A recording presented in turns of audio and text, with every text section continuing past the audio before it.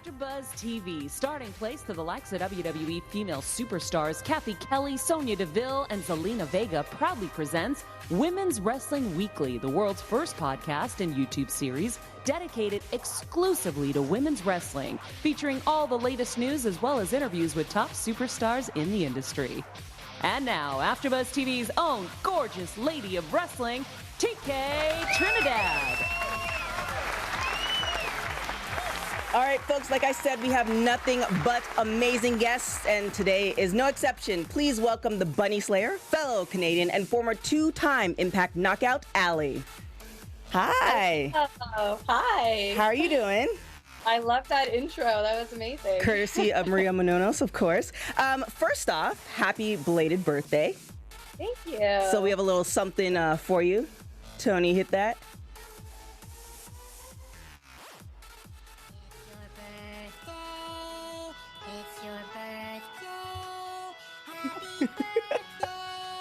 Beautiful. Just a little something.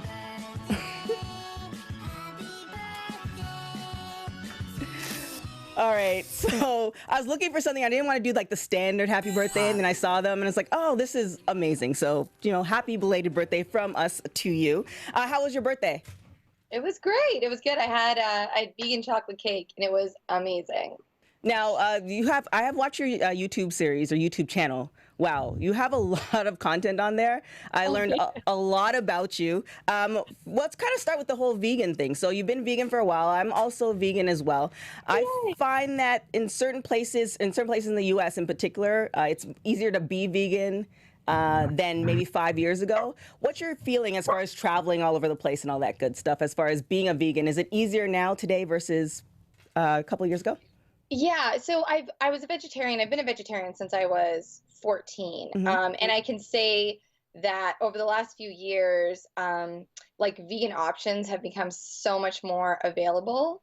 I remember when I first went vegetarian, there was like hot dogs and really nasty cheese. Yeah, and the bacon too is terrible too. The vegan bacon is, no. Yeah, there was not a lot of options. And now I find, I travel so much, and I'm kind of like, I kind of know even how to get food at a gas station. I could go in and get, a bag of cashews, bag of almonds.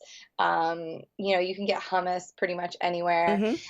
So things are much more accessible now than I think they've ever been, which is amazing, especially now too, like restaurants are a lot more vegan friendly, and there's the Beyond Burger, and you can pretty much find something anywhere. Yeah. And now as far as being like an athlete and vegan too, again, maybe 10 years ago, that was, I wouldn't say unheard of, but other athletes, other people in the industry was like, you can't, there's no way. And now there are a lot of athletes coming forth and saying, they're vegan and you can still put on muscle and you can still work out and you won't feel tired, all that, and you get enough protein. So yeah, I think it was a little bit taboo, and I think a big part of that, and I've talked about this so much, like, I always tell people when other people are telling you what you should do with your body and how you should be eating and all those things, like, you really need to look at the source and see why, people don't think that you can get the nutrients that you need through a vegan diet. And a lot of that, if you look at, supplement companies, the fitness industry, things like that, protein.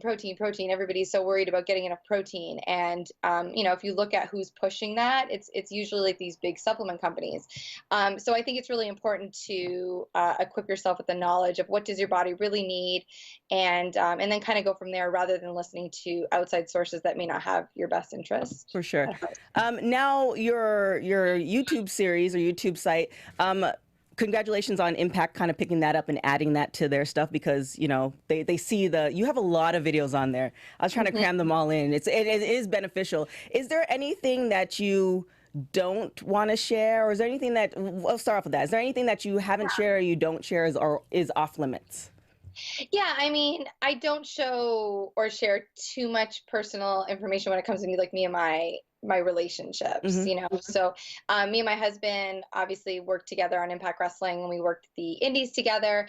So people kind of know us from there. But when it comes to like our personal life, I sort of try to keep that separate, because I think, some things are sacred, and it's so important to keep your privacy, especially in this day and age where everything is so accessible. Right. So I try to keep that a little bit separate, and I don't show him too often, just once in a while. Okay. And is there anything that you want to share that either is too time consuming, or it's just, it's going to take a little bit of time to actually put it on the site that you've been working on?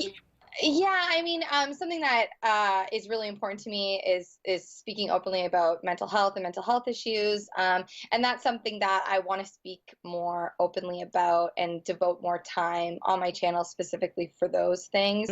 But they are very sensitive and they're very important, and I don't feel right just throwing up a video. It's something that I'd want to spend a lot of time on. So that's something hopefully I can get to in the near future. Nice. And now you do also showcase your relationship with Rosemary. I saw the Disneyland video. First off, how is she doing? She's good. She's really, really good. She's coming along. She's, I mean, in a short amount of time, she's really healed up quite well, and hopefully, she'll be back at it soon. Very soon, I hope. And then as far as like the website, so you want to tell, for people who don't know, I don't know why you don't know, but you should, tell us a little bit about the website that you guys have together. Yes, so it's www.demonxbunny.com, and it's basically a hub of Demon Bunny. So you can find all of our merchandise there. You can find, we should have an updated list of all of our appearances, shows, things like that. It also, our YouTube channel, which is my YouTube channel and is now also Demon Bunny's YouTube channel. You can find all of the videos embedded on the website there.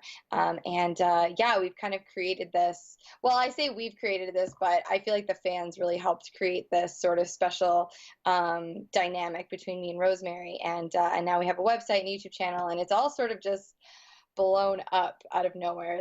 It's been really cool. It's it's the how did you come up with the concept of it, as far as like, did you start with it and then other people inputted ideas, or? Well, me and Rosemary have worked together for a very, very, very long time. We had a feud in Smash Wrestling, which is a company out of Toronto. So we had a feud there, and it was a very intense sort of year. I think it was almost a 2-year feud, and from there we just sort of built this relationship. We started working together on Impact, so it kind of just all came together somewhat organically. We're both very different people with both very different characters, very different. And together it just sort of, it works. We're like the odd couple. People, people like us. Yeah, that's the best. That's why I think I like the combination, because it's just so that if you haven't seen that Disney one, just see the Disney one and you'll understand. It's just so, it's such a unique and really funny kind of combination. Now, you have been wrestling for a long time. I believe you started in 2004, correct? That's right. So what do you think has changed in the wrestling scene from then to now? Oh my gosh. Well, specifically, I guess, I mean, I guess I'll touch on just women's wrestling and as a whole. And the attitude towards women's wrestling has changed quite a bit since I started. It feels now that there's kind of this place that's been carved out for us, and we're being showcased a lot more, and I think it's generally a lot more respected. Not to say, when I came in, I really looked up to people like Trish and Molly and Jazz and Lita and Ivory and, sort of that generation.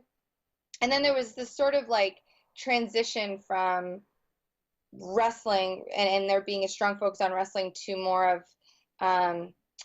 the modeling aspect to it. And I don't want to knock that. I think there's a place for everyone in wrestling, but I just remember specifically having it in my head that I really wanted to be taken seriously as a wrestler.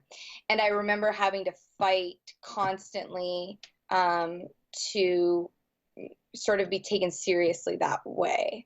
Whereas now I feel like, I don't want to say that they don't, like, we don't have to fight as much, but I feel like it's a little bit more accepted now as a whole. If that makes sense? Yeah, that definitely makes sense. Like, for instance, so we have like the Mae Young Classic that's coming up. Now, this is going to be the second year of it. Were you contacted this year or last year for it by any chance? Actually, gosh, I'm so sorry. No worries. My dog is He wants to put some input in as well.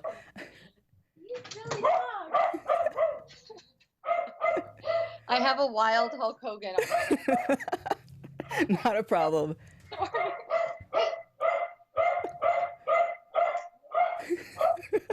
I guess this is what happens when we do semi-live TV. I'm back. No problem. My husband came home and my dog was very excited to see him. As he should be. Were you contacted at all for this year or last year for Mae Young? I was under contract with Impact Wrestling. I still am. Okay. So I was not contacted, obviously, for those reasons. Okay. Now, we do have Mae Young Classic coming up and also a Women's Evolution. Now, somebody who has been on the show, a friend of the show, Gail, was on last season for Women's Wrestling Weekly, and she had pretty much said that the Women's Evolution is kind of pretty much happened, especially with TNA, now Impact. They've done a lot of things in women's wrestling that, WWE is starting to do. How do you feel about that statement as far as, do you think Impact Wrestling was more of the leader as far as the women's evolution? Oh, absolutely, 100%. I mean, Impact was doing things and focusing on the women way before WWE, at least during that time. Mm-hmm. Women were, the Knockouts were headlining and the Knockouts were main eventing. And whereas over on WWE, things were a little bit different. Yeah, and the women's matches were a lot shorter, and they weren't given much time. And to be honest with you, I don't even really remember what was going on at that time because I was so focused on the Knockouts. And I remember when the Knockouts first started, thinking that's where I wanted to be, because the women were just treated with so much respect. So yeah, I think that they were pioneers, especially at that time. But at the same time, I do want to say that I think it's really amazing and exciting that WWE is doing this pay-per-view, because I think that it shines a light on these athletes that so deserve it. So there's no bitterness when I say that TNA started it and WWE's there's no bitterness there. If anything, fact. I think it's just good overall for all of us. Now, do you, because there has been a lot of press with it, especially with Ronda Rousey coming over and all this other stuff. Now, have you felt, as a female wrestler, have you felt the kind of benefits of the press being put on the women's evolution? So, for instance, I saw, unfortunately, Tessa got the belt, but she was featured in Sports Illustrated, etc. Do you think because the women's evolution and everything that WWE has started to do, all women's wrestlers are feeling the benefit of that? Yeah, I mean, I think that it would be silly not to acknowledge that, WWE is a huge company and there are eyes on it all the time. So obviously if they're doing something so big and bold, like having an all women's pay-per-view, people are going to pay attention to that. So yeah, I definitely think that it helps all of us overall, for sure. Now, like I said, friend of the show, Gail Kim was on the show. Also, you had mentioned in previous interviews that she started off at Squared Circle Training Center, and then you followed, and then one of your first matches was with Gail. Now she's still one of the head honchos at Impact, as far as I know. Still, yeah. Yeah, I haven't heard anything. Head honchos at Impact. Is there any advice that she's kind of given you from that point to now that you kind of use in your wrestling career now? Oh my God, yes, of course. I mean, God, Gail, it's so weird because it's hard for me to think of Gail like I did when I was 17 starting in wrestling. She was just like this, icon. How do I put this into word? I don't want to say like an idol, but I just looked up to her so much. And then to step in the ring with her at TNA, and then to have a match with her at Bound for Glory, it's it kind of blows my mind that this has all happened in such a short amount of time, really. But she offers advice all the time. She's one of the most giving, patient, encouraging people I've ever worked with, male or female. She just really wants us all to work really hard and to represent the division well. And I just feel really blessed and lucky to be able to work with her. It's amazing. Now, she did mention that she kind of, I don't know if she said it helps with the characters, but kind of assists with that. Now, what I really liked, or what kind of caught my attention with you, is when you channeled Rosemary when you're going up against Su Yung. Now, did Gail help with that? And if not, how did you come up with that concept as is? Because that was absolutely amazing. Just seeing you, it felt like Rosemary incarnated. Yeah. That I think that was sort of like a meeting of the minds. It was sort of it wasn't just one of us. It was sort of everyone kind of coming together and having this idea. And they had approached me about it. You know, we were thinking of doing this, and I sat with Rosemary for a long time, and we talked about it. And I think it certainly helped me to. I don't want to say portray Rosemary, but I think it helped me present that so well because I know her so well and I've worked with her for a very, very long time. So it sort of, it was weird. It sort of felt like normal to turn into her in a way, you know, because like I said, like not only do we work together at Impact, but we worked together since, you know, 2007. Like that's a long time. And she just put so much effort into her character, and you know, I really, really respect that. And I wanted to do it justice when I came out with that face paint because, you know, and if you're in the business at all and you do have a character, you know, there's a level of protection you have over your character. And for her to trust me to do that was a really big deal. So I really wanted to make sure that it came across well, and I'm happy that it did. Now, did you kind of like practice in front of her as like, this is what I'm going to do? And did she give you some pointers, or did she kind of she trusted you because you guys have known each other for so long? She trusted me. She really trusted me to sort of to do it. She trusted me. And how did she feel when she saw it? Oh my gosh. I mean, we were both really happy. So I think she was happy. Yeah, that was a really, I mean, next to the wedding, of course, that was a really, to me, one of those like, oh my gosh, like, you know, take notice. So definitely kudos to you. Now, I don't know if this speaks to, you had mentioned that you had started acting classes. Are you still doing that, or? I am, yes. Yeah, I just had an audition last night, actually. Oh, nice. So good luck with that. So did you kind of use those acting classes as far as channeling Rosemary? And then, you know, what's the game plan with the acting? Yeah, so I started acting classes back in January. I found an acting coach in Buffalo. His name is Frank Rossi. And at first, it was just sort of something that I'd been thinking about for a long time. And I was kind of like, should I do this? And I was like, you know what, to hell with it. Let's give it a go, you know, like, let's try it. And I just really ended up falling in love with it. And I have an agent now in Toronto, and I have one up here, not too far from the city. And then I started doing stunt training. So I do that in Toronto as well.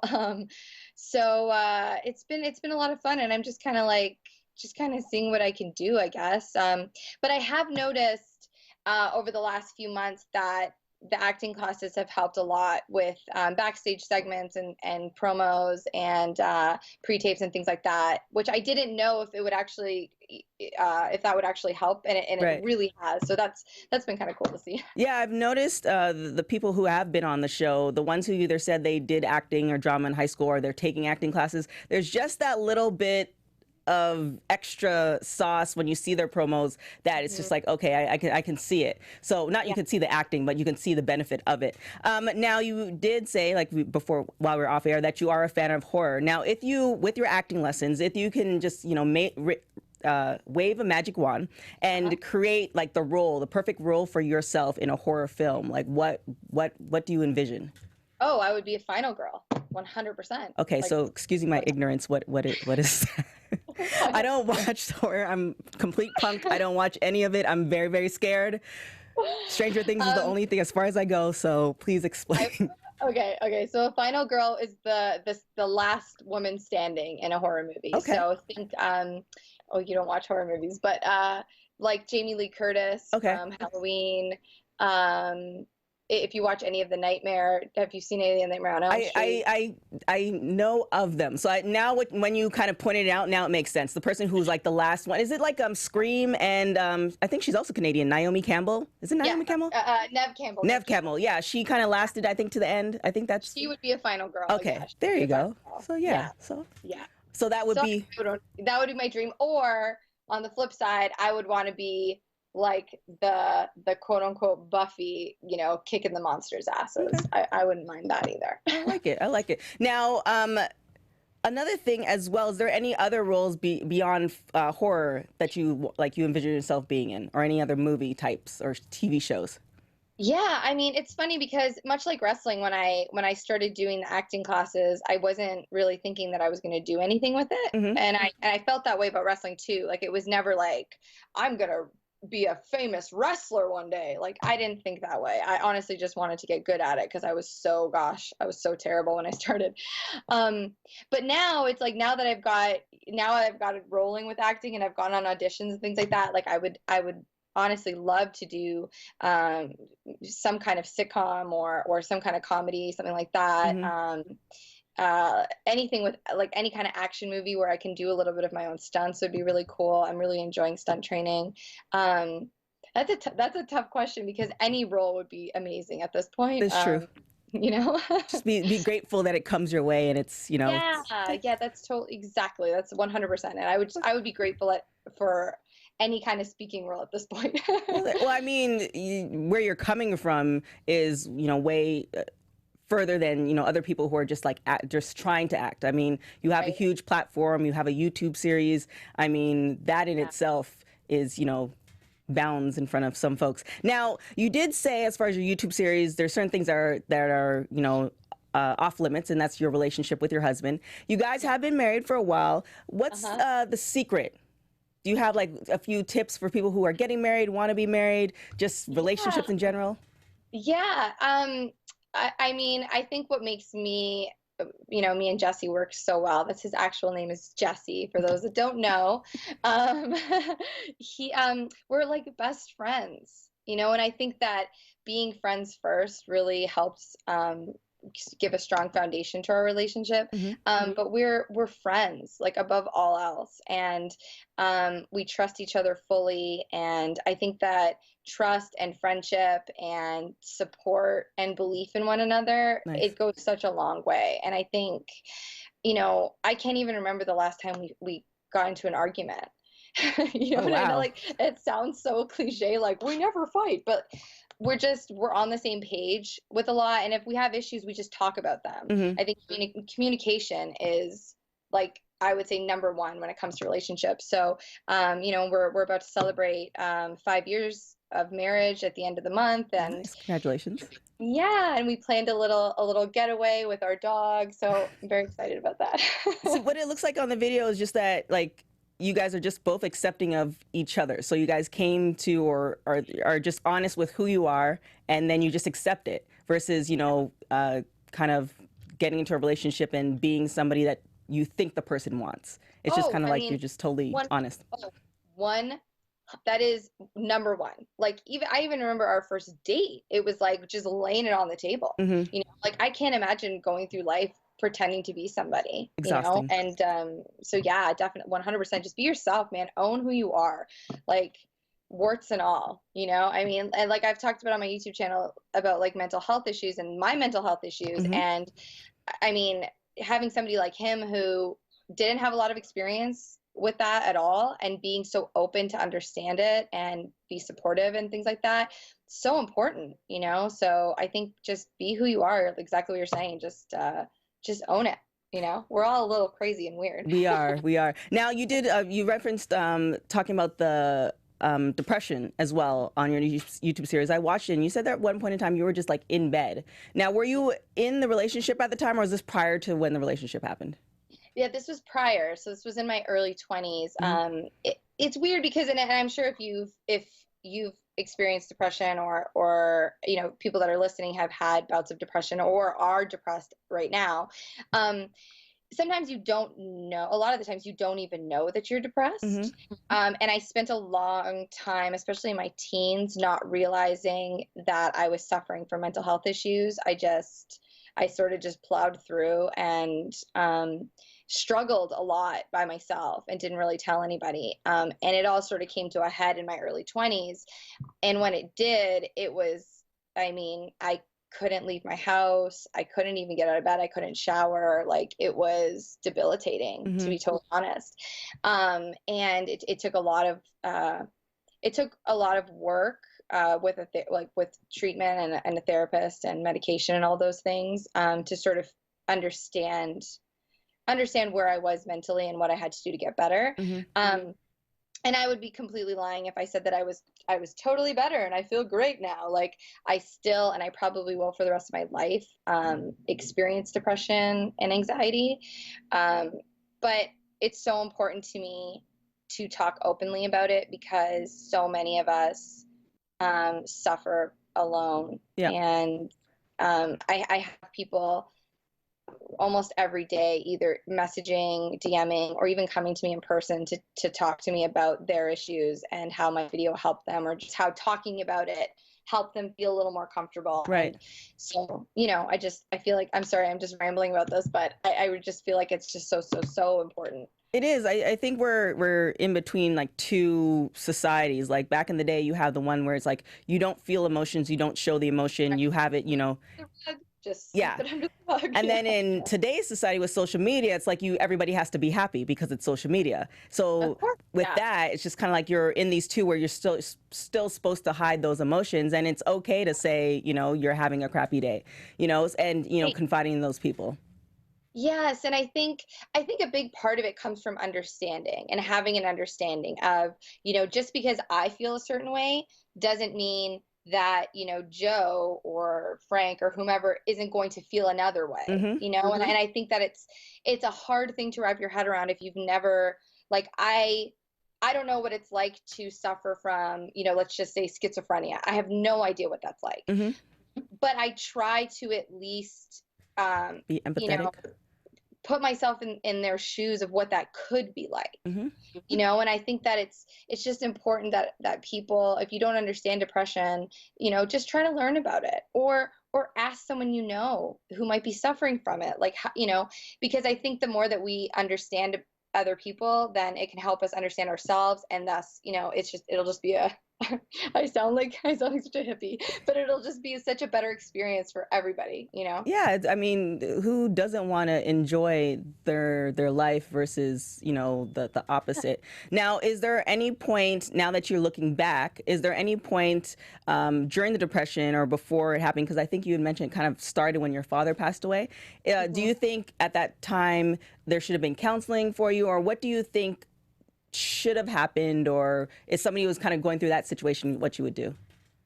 It's so hard because, I mean, at the time, my mom tried to put me in grief counseling, and I just was not open to it at all. I was not receptive to it, and a part of that is obviously because I was so young, and I was of the mindset that I just had to be strong and I had to endure whatever I was feeling. Where I got that idea, I don't know. Maybe it was self-preservation, but I was very stubborn, and then I went into this huge phase of denial. And like I said, I didn't even know it was happening until I was older and I was experiencing all of the symptoms of depression. But if you are, it's so hard, especially when it comes to grief. For me to tell you how to grieve, I think would be inappropriate, because everybody kind of feels things their own way. But I think that if you are suffering in any way, no matter how old you are, it's so important to tell somebody, because I didn't, and thank God that I'm alive and I didn't hurt myself further than I did. And I'm here today to talk about it.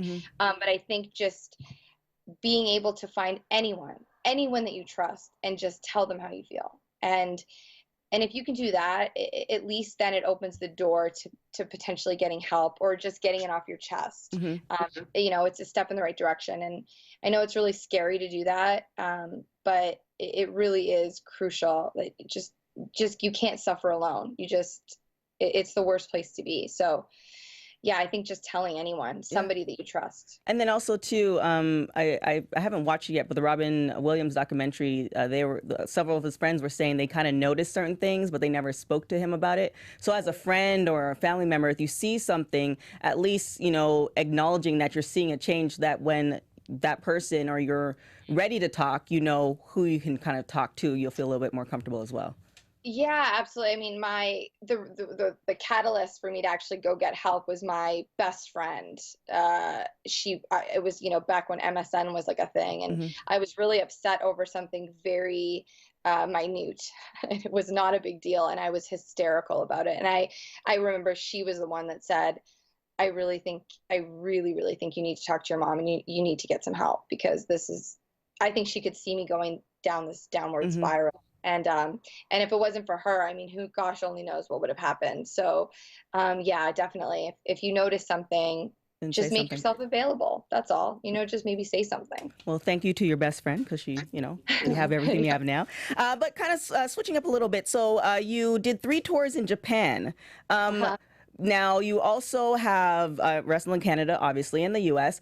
Is there certain things that you've taken from those 3 places, or traveling, doing wrestling, that you've kind of taken into your wrestling and applied it to what you do now? Yeah, I mean, I think the biggest thing for me was confidence and finding confidence. Hmm. It took a really, sounds so silly coming from somebody that's been wrestling, my gosh, half their life. Uh-huh. But so traveling, especially going to Japan, that was my first international tour. It was my first time really leaving the country by myself. Hmm. And I learned to find confidence in what I was doing, and traveling all over the world has given me that.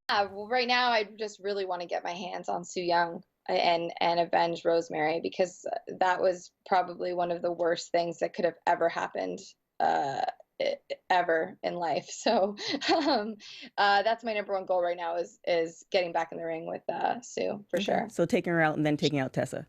That's right. Yeah, exactly. Sue, Simple. and then we'll get to Tessa. Sounds Tessa's sounds good. annoying. She's annoying on so many levels, but she's nowhere near as awful as Sue. So I Yeah. got to prioritize a little bit. Yeah, that whole hand thing is very kudos to you for, that's interesting. I'm like, no, we're not doing that. We're not doing that at all. Now, there has been rumors as far as for Evolution for WWE that there might be a women's tag team championship. Now, do you foresee that happening in Impact, or do you think you're on its way, or have you heard anything? Gosh, I don't know, but I would love it. I mean, how awesome would it be if there was an actual team Demon Bunny? There you Like, go. ah, so of course we would want that. I think if the fans demanded it, and that we had enough of us to create a tag team division, I think, why not? I mean, it happened before, so why not have it again, right? Yeah, and now you said it. If there's enough of us, is there anybody that you would like to see that should be added onto the roster? Oh my God, this is one of those questions that, like, I always feel bad afterwards, because there are so many people in Yeah, my brain that I they'll sometimes like understand. They'll blank. understand. Like, I'm like, well, I like this person. Well, somebody that has been working with Impact on and off for a little bit is Casey Spinelli. Hmm. She came in during the Ottawa tapings. I think she might have been there for January, and then just kind of like on and off. I think she's a fantastic wrestler, and I think she works really, really hard, and I would love to have her as a staple in our division. So I'm keeping my fingers crossed that things work out, and she gets to stay, because she really does work so hard. I'm trying to think of who else. Oh my goodness. Oh, this is a tough one. Oh my God. Well, I mean, if she's the top of your head, then I mean, we can roll with that. Yeah, I Yeah. mean, it's off the top of my head, it's hard, but I know for sure that I would love to have her in the division. Yeah. So Now, you have been wrestling for a long time. The great thing about Impact, yeah, because you still do indie shows too, right? Yeah, you I do. do. Yeah. Oh yeah, I'll be at one this Saturday. There you So go. Which one? Which one? So people will know. Or actually, it's yeah. Defy in Seattle. Okay, nice. So the good thing about Impact is you can do indie shows. Can't do that necessarily with WWE. However, do you ever kind of think about possibly moving over there? Is that an option to you, or do you like the freedom of Impact? Yeah, I mean, it's one of those things where it's a never say never sort of approach, I guess. Hmm. I would be lying if I said that didn't want to go there at one point in my life. I tried very hard to get there years ago. And I sort of had tunnel vision for a while. But now I'm at a point where I really love Impact. I love our locker room. I love the division. And like you're saying, I love the freedom to be able to, have my company with Demon Bunny and be able to work different cons and work indie shows. And I really love the schedule. It's amazing. Yeah. So right now I'm really happy, but it's a never say never. There are women in WWE that I would love to be able to work with. Natalia being my number one. I've wanted to wrestle her for ever. Another Canadian. I like it. Canadian, that's right. We were on one indie show together back in the day, and I never had a chance to wrestle her before she went to WWE. So, that's somebody I'd love to work, but yeah, never say never, I guess. Okay. And then last question, as far as, Lucha Underground, they have a lot of intergender matches. Is there anybody off the top of your head that you like to have an intergender match with? Oh my gosh. Oh, there's so many. Okay. Well, one I'm if I can even put the piece of the words together. Let me try that again. M-Dog Matt Cross is a good friend of mine that I would love to work with. I've never been in a ring with him before. So that's somebody. I want to say Brody. Brody is another one that I would love to get in the ring with. He's a friend of mine. But I would say like Matt Cross is up there. I would really love to wrestle him. Okay. We've never crossed paths in a ring before, so I think that would be a lot of fun. All right, there you have it. All right, so before we get out of here, there's this thing where we have rapid hot tags. I'm gonna hit you with a few questions. You say the first thing that comes to your mind. Oh God, I'm gonna be so bad at this. No, you'll be fine. You'll be fine. Tony's gonna hit that music for us. All right, so here we go. So always early or always late? Early, always. Swedish Fish or Sour Patch Kids? Oh, Sour Patch Kids. Last person you text? Pepper. What is the one thing you like about yourself? My eyes. A celebrity you would like to meet? Anyone from the Vampire Diaries. Last show you binge watched? The Fall. If you were a color in a crayon box, what color would you be? Pink. And if you were on death row, what would be your last meal? A pint of vegan ice cream, a vegan pizza, and a side of vegan chocolate chip cookies. Boom. See, that wasn't bad. That wasn't too bad. Usually I'm so bad at those.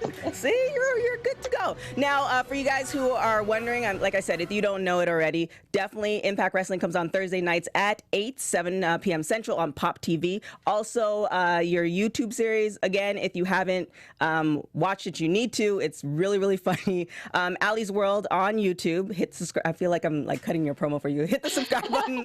Then also Bound for Glory, October 14th, 2018 in New York. Now, is there anything else? Where can people find you? Is there any other promotions that you want people to check you out at? Yeah, you can definitely follow me on my social media accounts. You can follow me on Instagram. It's at Allie Impact. You can also follow me on Twitter. It's at Allie Impact. And obviously, if you haven't already, please check out www.demonxbunny.com for all of your Demon Bunny needs. We may or may not have some really exciting stuff coming out. One of them being my favorite thing in the whole wide world. If you can't see it, it's coffee. So check out the website. And yeah, this is great. Thanks for having me, guys. No problem. Thank you so much. We really, really appreciate it. We'll have to bring you back when you win that belt. And possibly the tag team belt too. Either one, whichever one comes first, we'll have you back because you are now officially a friend of the show. Just so you know. So and then when you're Canadian, it's even a higher priority. So because it's what we do here. But thank you so much and much success. Thank you. All right. Bye. So, such a great interview. As you guys can see, I'm here by myself. So don't forget to follow all our hosts. We have America's Chocolate Sweetheart, Evan T. Mack at Evan T. Mack, Sarah the Rebel. And then also on social media, AfterBuzz. You go on YouTube, go AfterBuzz Wrestling Sports, hit subscribe, follow all our shows. We have a whole bunch of wrestling shows there as well. Is Mae Young. We're going to be covering that Wednesdays at 10.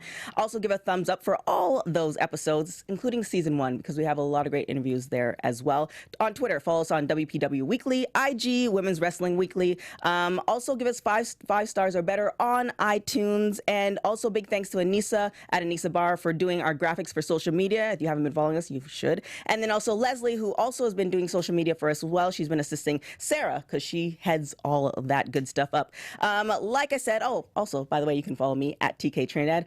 We know there are a lot of different wrestling podcasts all over the place, but we want to thank you from Women's Wrestling Weekly, the #1 women's wrestling show on the planet, for watching us.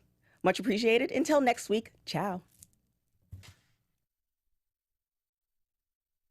From executive producers Kevin Undergaro, Maria Menounos, Phil Svitek, producer TK Trinidad, and me, Mark Donica, your voice of AfterBuzz TV Wrestling, we ask you to rate and comment on iTunes, subscribe to AfterBuzz Wrestling on YouTube, and find us on all social media. Thank you for watching Women's Pro Wrestling Weekly. See you next week. The views expressed herein are those of the hosts only and do not necessarily reflect the views of AfterBuzz TV or its owners or principals.